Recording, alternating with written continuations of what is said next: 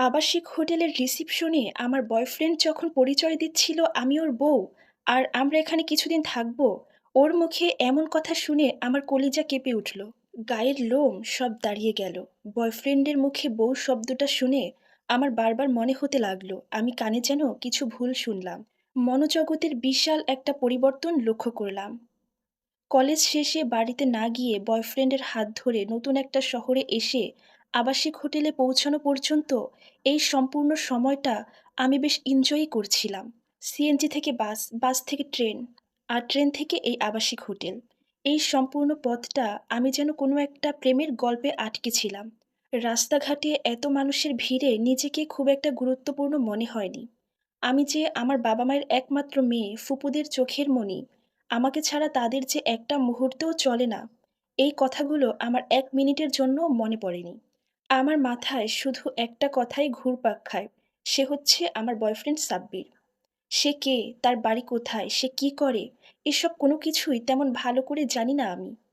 তার হাসি, তার ব্যক্তিত্ব, তার সুন্দর চেহারা, তার কথা বলার ধরন, এইসব কিছুই আমাকে বেশ মুগ্ধ করেছিল। তাই সে একবার প্রপোজ করাতেই আমি যেন তার প্রেমে হাবুডুবু খাচ্ছিলাম। তার সাথে রিলেশন হওয়ার মাত্র ৬ মাসের মাথায় আজ আমি এই আবাসিক হোটেলে। তার একটা বিষয় আমাকে খুব ভাবাচ্ছিল। আমাদের মধ্যে কথা হয়েছিল সে আমাকে নিয়ে তার এক আত্মীয়র বাসায় উঠবে, কিন্তু সেটা না করে সে আমাকে এমন একটা হোটেলে নিয়ে আসলো কেন? এই কথাটাই আমার মাথায় বারবার ঘুরপাক খাচ্ছিল। আমাকে চুপচাপ দেখে আমার বয়ফ্রেন্ড বলতে লাগলো, তার যে আত্মীয়র বাসায় আমাদের ওঠার কথা ছিল, তারা ফ্যামিলি ট্যুরে কক্সবাজার গিয়েছে। আর যার জন্য সে আমাকে নিয়ে এই হোটেলে এসেছে। তারা বাসায় আসলে সে আমাকে সেখানে নিয়ে যাবে। এবং সে আরও বলল, এই ধরনের হোটেলগুলোতে স্বামী-স্ত্রীর পরিচয় দেওয়াটাই হলো সবচেয়ে বড় নিরাপদের। যাই হোক, সদ্য লাগানো চারাগাছটাতে যদি প্রতিদিন পানি দেয়া না হয়, তাহলে যেমন সেই গাছটার পাতাগুলো নিস্তেজ হয়ে যায়, ঠিক তেমন অবস্থা হয়েছিল আমার শরীর এবং মনের। আসরের আজান শুনতে পাচ্ছি, রাত হতে আর অল্প কিছুক্ষণ বাকি। প্রতিদিন কলেজ থেকে বাসায় গিয়ে আমি গোসল করি আর তারপর খাবার খাই। এরপর ঘুরতে বের হই। সারা পাড়া মহল্লা ঘুরে বেড়াতাম। আর তারপর সন্ধ্যায় বাড়িতে ফিরে চাচা ফুপুদের সাথে খুনসুটিতে মেতে থাকতাম। এরপর রাতে সবাই একসাথে খাবার খেয়ে দিতাম লম্বা একটা ঘুম। এইসব কথা মনে পড়ছে আর সবাইকে খুব বেশি মিস করছিলাম। এসব কথা ভাবতে ভাবতে আমি সাব্বিরকে বললাম, বিয়ের আগে আমি তোমার সাথে এক রুমে থাকতে চাই না। আমার মুখে এই কথাটা শুনে সাব্বির আমাকে বলল, তুমি কি পাগল হয়ে গেছো? বিয়ের আগে আমরা কোনো ধরনের শারীরিক সম্পর্ক করব না। তুমি খাটে ঘুমাবে আর আমি মেঝেতে। এই বিষয়টা নিয়ে তুমি কোনো চিন্তা করো না। এখানে আমরা যদি ২টা রুম নিতে যাই, তাহলে এখানকার লোকজন আমাদেরকে সন্দেহ করবে এবং ২টা রুমের জন্য আমাদেরকে দ্বিগুণ ভাড়া দিতে হবে। আমিও তখন চুপচাপ তার কথা মেনে নিলাম। এরপর সাব্বির আমার থেকে আমার ফোনটা নিয়ে নেয় এবং আমার ফোন থেকে সিম কার্ড বের করে ভেঙে ফেলে। কারণ সে চায় না আমাদের লোকেশন ট্র্যাক করে কেউ আমাদেরকে বের করুক। এরপর সে আমার ফোনটাও আমার হাতে দেয়নি। তখন আমি চুপচাপ ছিলাম, কিন্তু মনে মনে ভাবতে লাগলাম, সে আমার ফোনটা কেন আমাকে দিচ্ছে না? আমরা তখন রুমে বসে কথা বলছিলাম। ঠিক ওই মুহূর্তে সাব্বিরের ফোনে একটা কল আসে। কল পেয়ে সে তড়িঘড়ি করে ছাদে যায়। আমিও তখন তার পিছু নিয়েছিলাম। আমিও তখন ছাদের কোণে দাঁড়িয়ে তার সব কথা শুনে নিলাম।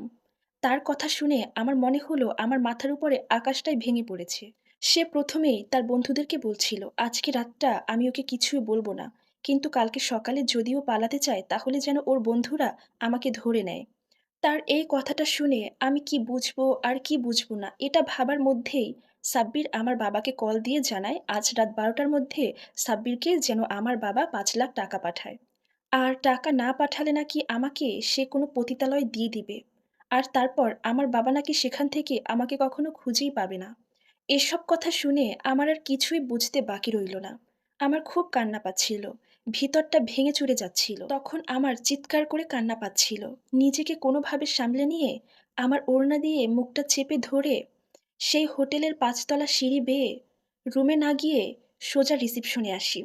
রিসিপশনে এসে দৌড়ে হোটেল এরিয়া থেকে বের হয়ে মেইন রাস্তায় আসি। এরপর দৌড়ে আমি এক চায়ের দোকানে যাই। সেখানে গিয়ে সেই দোকানদারের ফোন থেকে আমার বাবাকে কল করি। বাবাকে বলি, বাবা, আমি সেই প্রতারকের হাত থেকে পালিয়েছি। তুমি ওকে কোনো টাকা পাঠিও না। তখন আমার বাবা আমাকে জিজ্ঞেস করে, মারে তুই এখন কই? কিন্তু বাবার কোনো কথার উত্তর আমি দিতে পারিনি। আমি সাথে, সাথে অজ্ঞান হয়ে পড়ি। তারপর কি হয় আমি আর কিছুই মনে করে বলতে পারছি না। পরের দিন সকালবেলা ঘুম ভাঙতেই আমি দেখি আমি আমার নিজের বাসায় নিজের রুমে।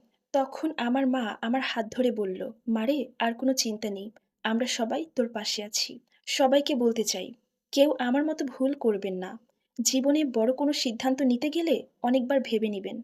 আর এমন ধরনের সিদ্ধান্ত নিতে গেলে অবশ্যই কয়েকশো বার ভাববেন। আর এই সম্পূর্ণ স্টোরিটা একটা আপুর জীবন থেকে নেয়া, যার সাথে আমার বাস্তব জীবনের কোনো মিল নেই। ধন্যবাদ।